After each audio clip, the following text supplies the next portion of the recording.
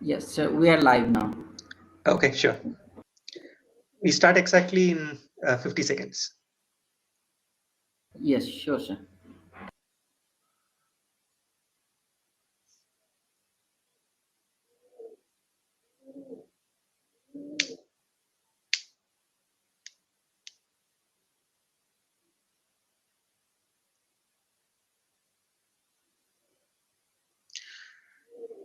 Sonia, can you share Devaki's bio on the screen?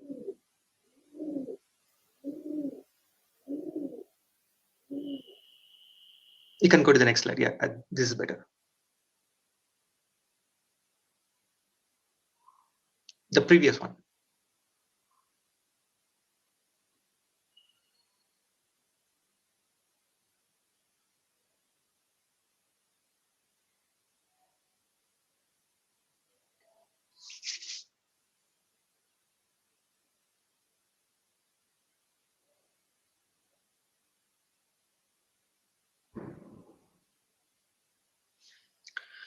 Okay, so we get started with session 3, which is on technologies. We have a guest speaker with us, Devaki, who will be walking us on the importance of global standards and standards-driven research. And then there'll be 2 speakers after that presenting 2 papers which will come.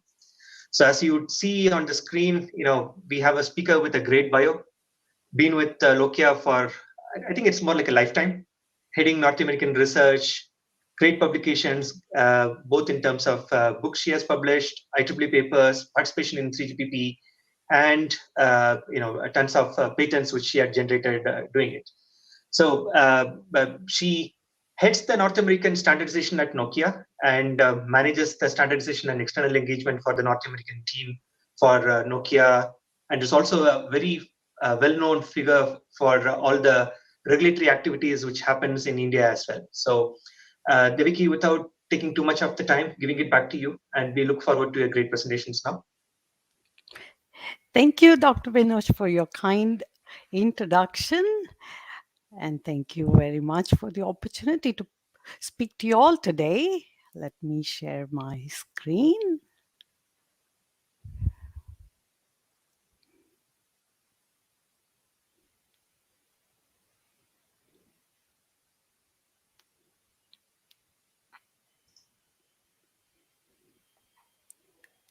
We see your screen. Okay, thank you. Great. Hello to everyone. First, I would like to take the opportunity to wish you all a very happy, healthy, and a prosperous 2022. It is my privilege to be presenting to you as part of this CompsNet's 2022 conference on standards-driven research. My speech will be focused on the importance of global standards and standards-driven research. I will also present to you regarding the evolution of cellular technologies, 5G in particular, along with the enhancements and benefits we expect with 5G Advanced. In order to do research for standards, research needs to be done on focused technology areas. And I would say we have 5 main steps to consider. The first step is we need to start research by scouting technology trends, participate and contribute to academic conferences, collaborate with universities, participate in guest lectures and workshops.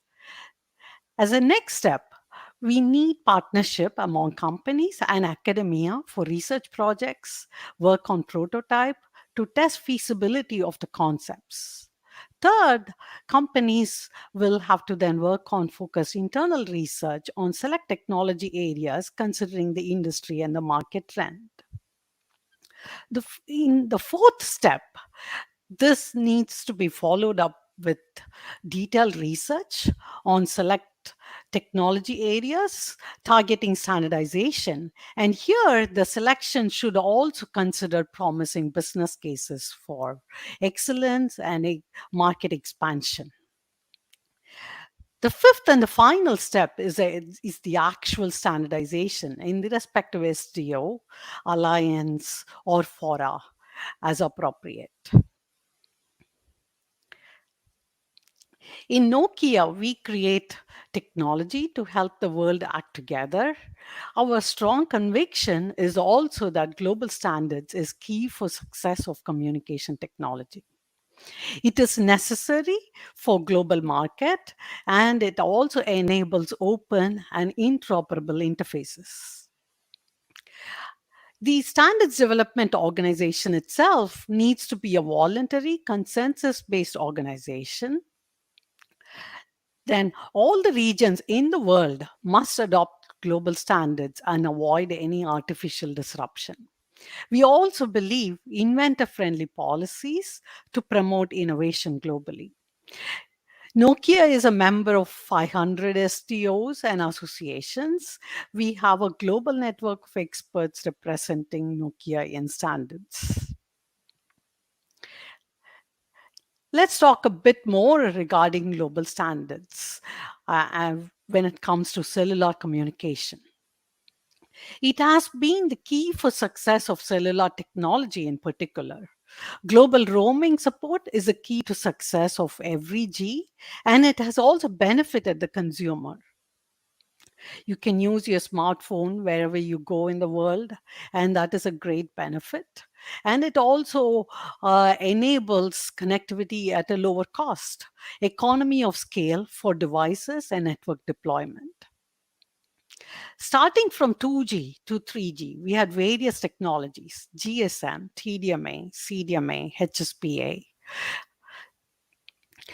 With 4G, we had WiMAX along with LTE. With 4G, LTE was already widely successful around the globe, so it almost unified the global ecosystem, despite the fact we also had WiMAX. Now, with 5G, we have a truly unified global ecosystem, and we must continue that trend with 6G, and that will benefit both the industry and the mankind. Also, with every G, we have seen consistent improvements with regards to supported use cases. With 2G, we mainly had support for voice and SMS. With 3G, we had support for broadband data connectivity. With 4G, we had significant improvements to support for data connectivity and also support for machine type communications. With 5G, now we have support for extreme mobile broadband, interactive video, and also industrial IoT. In the 6G era, the digital, physical, and the human world will seamlessly fuse and trigger extrasensory experiences. We also expect support for massive scale AI and sensing, holographic video. As you can see, we are incrementally improving in the number of use cases supported. In the subsequent slides, we will see the evolution of 5G and 5G advanced and the benefits it brings about. 5G is expected to become a general purpose technology platform for various use cases. It is an important stepping stone for some of the capabilities we want to enable at a larger scale in 6G, and it will further develop 5G to its fullest capabilities over the coming half decade. In the 5G advanced era and 6G era, how networks are architected, designed, and deployed will require a new level of intelligence, one that can be managed across a disaggregated network and powered by AI and closed loop automation to cope with the traffic growth. The evolution will also require optimal support for critical network applications, be it via communication service provider or as an industry grade private wireless networks. Now let's consider the use cases listed here. These are mainly example use cases only. These are not exhaustive by any means. First, let's start with video uh, that we all love, and the traffic growth for video is exponential, especially considering the pandemic. Video is actually not new. It's already started in the 3G world. What's changing is the tremendous improvement in performance and quality over time, our demand for the services, and the way we consume it. Cloud gaming, augmented reality, virtual reality, and the video based telecontrol of machines are all services that are rapidly emerging. They will account for a substantial part of the traffic in 5G networks. Those services will require enhanced and extreme mobile broadband performance with high data rates, low latency, and high reliability to avoid issues such as frozen or lagged video or voice loss when users are moving. Basically, we will consider aspects to improve user experience. 5G Advanced will provide an enhanced QoS framework that will weigh various applications and traffic characteristics and take also user spatial orientation and position into account. 6G will push this further to enable real time holographic experiences. Now let's consider digital twins as a use case. We are already using digital twin models with 5G, and what we can expect in 6G is using these kinds of technologies with digital twins at a much larger scale. By massive sensing, understanding, and acting, we will be able to create cyber physical systems in which the physical world is continuously connected and updated in the digital world.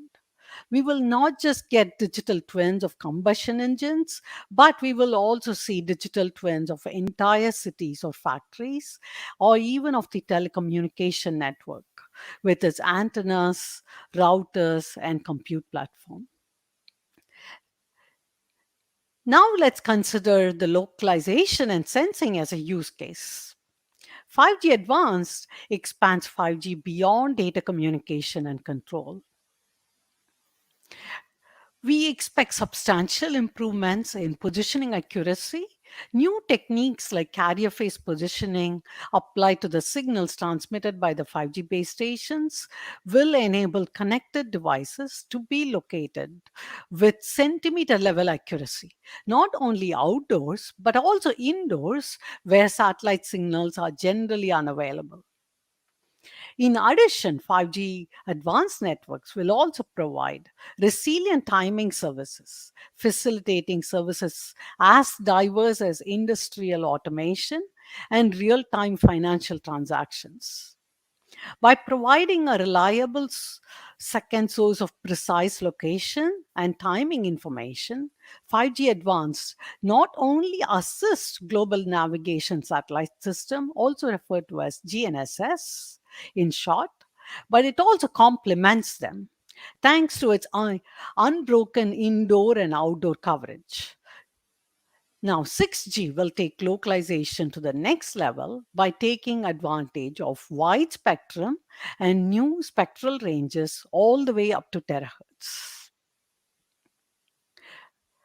The full promise of 5G is actually realized across multiple 3GPP releases. As they say, Rome wasn't built in a day. So 5G evolves from a strong Release 15 base. Release 15 focused on delivering a strong foundation for 5G system for extreme mobile broadband use cases. Release 16 expanded 5G capabilities by introducing features needed for industrial IoT, URLC, private network.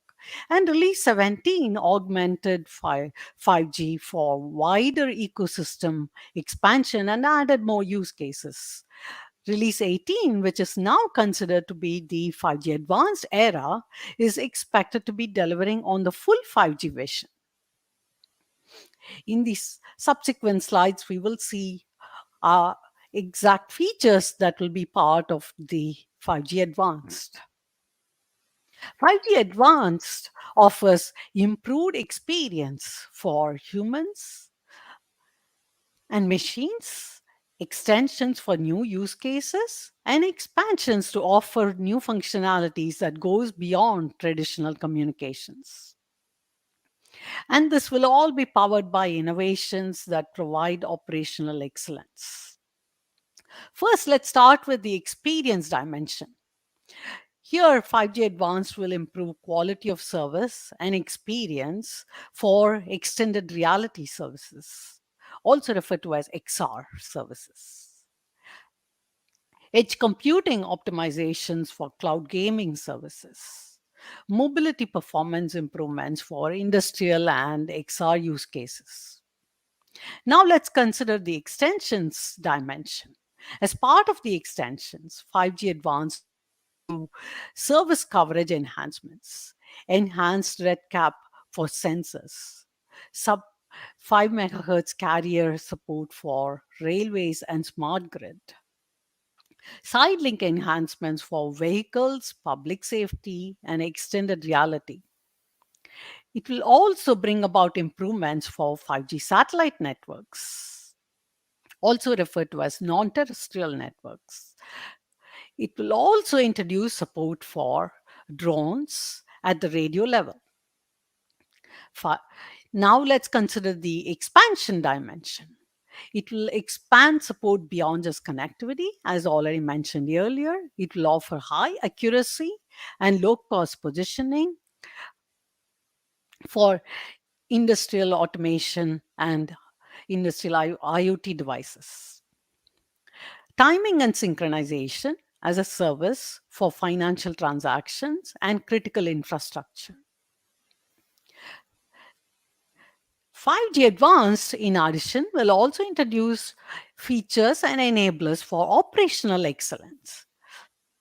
Here I'm talking about efficient operation of the network energy savings, network slicing enhancements, traffic splitting and steering between 3GPP access and other access technologies such as Wi Fi and wireline, resiliency for centralized unit, AIML in the radio and core. It will be vital to reduce the carbon footprint of 5G advanced mobile communications even further as traffic volumes continue to increase. So, 5G Advanced will also introduce enablers for a energy efficient network infrastructure, improve device battery life by enabling smoother and faster connections to the network. In the subsequent slides, we will see benefits offered with each dimension.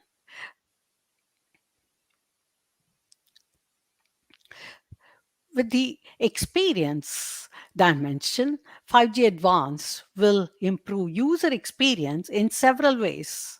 It will offer high quality end to end XR and cloud gaming experience. It will introduce enhanced QoE and QoS management. It will also improve the connection setup times, reduce interruption time, and also consider enhanced battery life. The domain of enhanced experience will include support for extended reality services, also introduce enhanced MIMO related features, mobility and flexible duplexing improvement related features.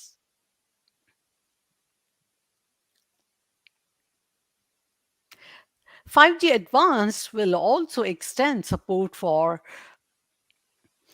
enhanced EMBB devices and IoT devices by bringing benefits such as energy and cost optimized connectivity, global IoT, and basic MBB coverage with improvements to non terrestrial network, terrestrial network, and also side link. You'll improve uplink coverage and capacity and introduce support for 3 to 5 megahertz bands with existing NR layer 1 numerology. And that is the biggest advantage as it makes it backward compatible. 5G Advanced will also expand to support positioning and time sync as a service, offering this as a backup for GNSS by enabling new use cases. It can be leveraged as a timing backup or as an alternate for GNSS based applications, offering similar performance. It can also be leveraged as a positioning backup or as an alternate for GNSS, especially for dense indoor areas. And it can work with other positioning backup systems for wide area network. Time synchronization as a service can be offered for smart grid, banking, and points of sale, media production and events, sensors and testing, consumer health and medicine. Expansions also include enhanced positioning with sub 10 centimeter accuracy consistently for both indoor and outdoor. TimeSync as a service offers valuable benefits for smart grids, banking, consumers, and other industries that are strongly reliant on accurate timing today.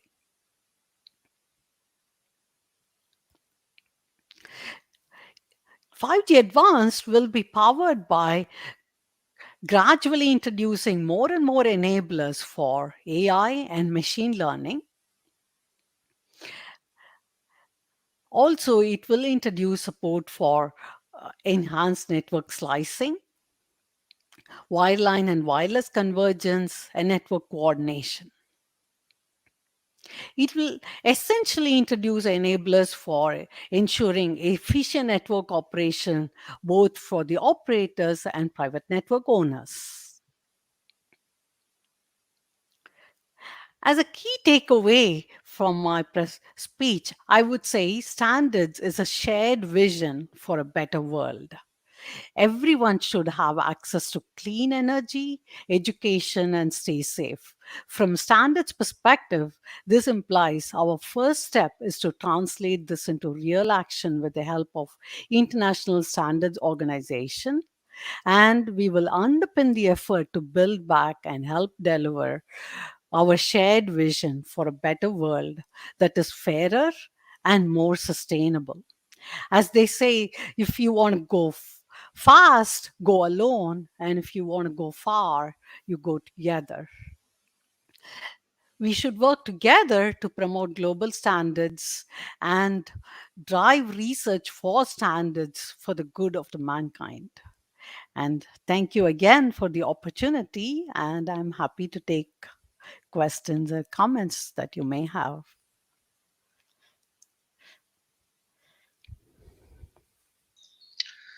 Thank you, Devaki. I think that was very well said and summarized. Um, I have a few questions if you Yep, are okay asking. So, fitting the definitely. theme, you had few slides, I think slide number 2 and 3, where you mentioned how the standards process actually evolves and where the different, I would call ecosystem stakeholders intercept into it.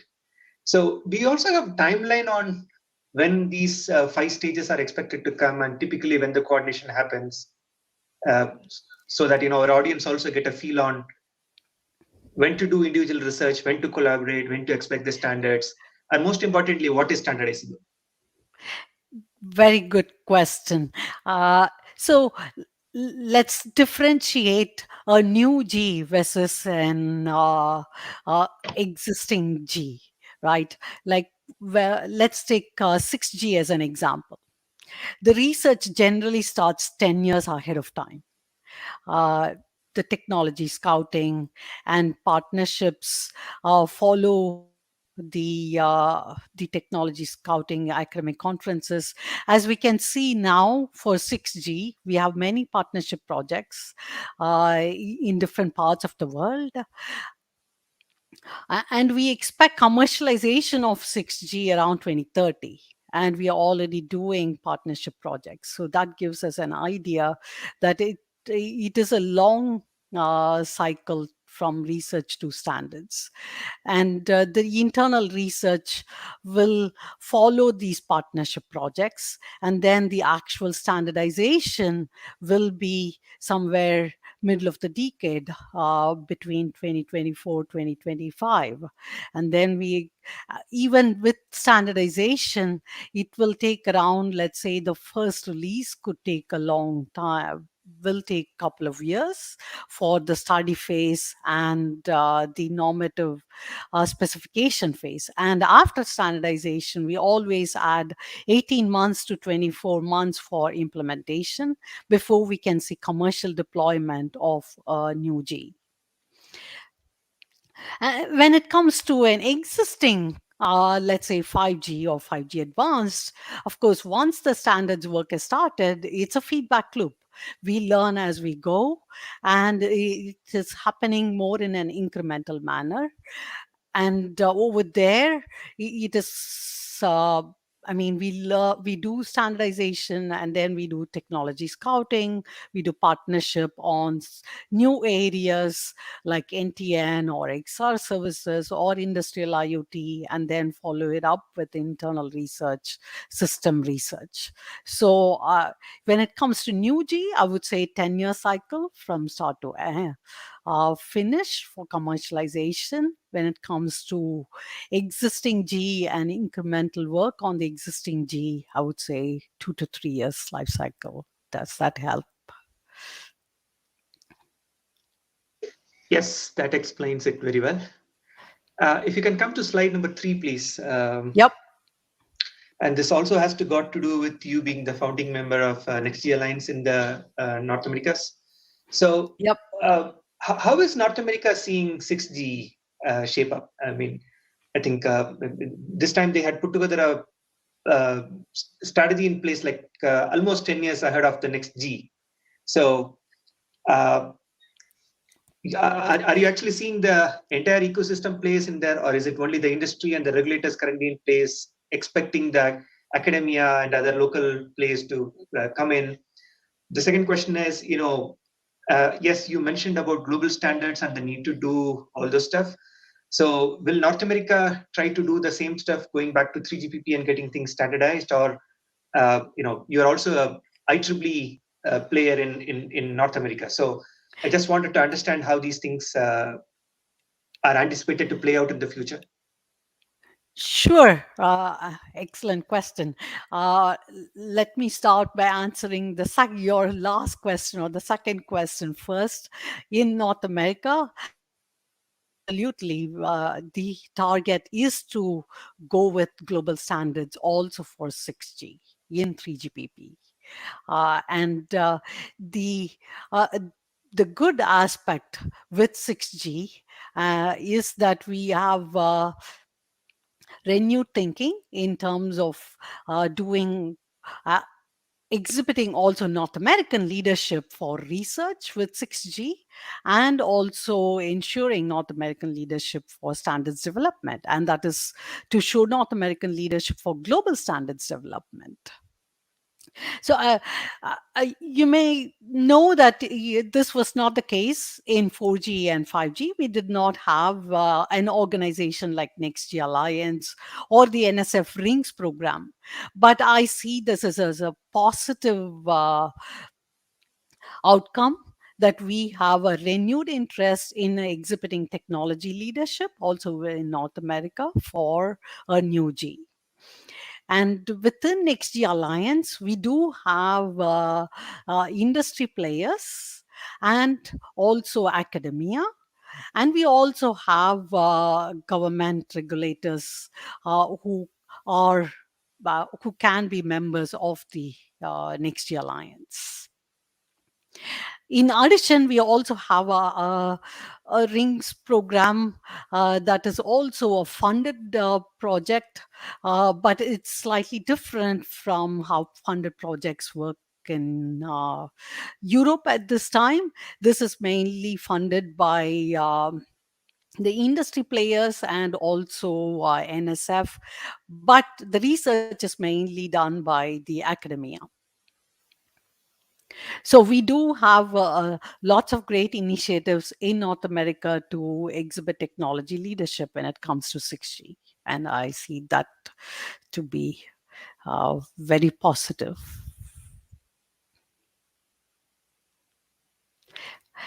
And again, I would like to stress the fact that the goal is working towards global standards also for 6G. Well taken, Devi. I think this was excellent presentation, excellent messaging, helping us understand, how these things are done in the North Americas. I think we had our approaches getting into global standards, and we are getting in there. So Yep. I think your message is going to be well received, and within India also we are going to march towards that direction. Thank you. Yep. We should definitely work together globally.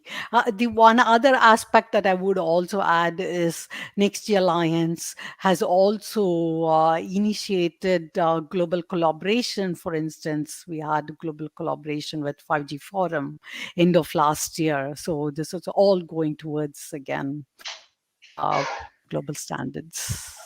Yeah, I think you mentioned it very well. If you want to go far, go alone. If you want to Yep. go make an impact, work together. Go So together. thank you, Yep. Devaki. I think it was great having you in here and then having you make this presentation. And it was an excellent thing. I believe it's still like early 5 in your place. But again, thanks for making it. Really appreciate it. And Thank you thank you. again for the opportunity. Uh, Asif and Sonia, just checking. Do we have the speakers online already? Yes, sir. Their recorded videos should be playing, and they are also joined already. Okay. So can I go with paper one? So, shall we close this session and we can start the paper Yes. presentation? Yes. Thank you so much. Thanks for your wonderful presentation, Ms. Devaki. Thank you so much. Thank you, Devaki.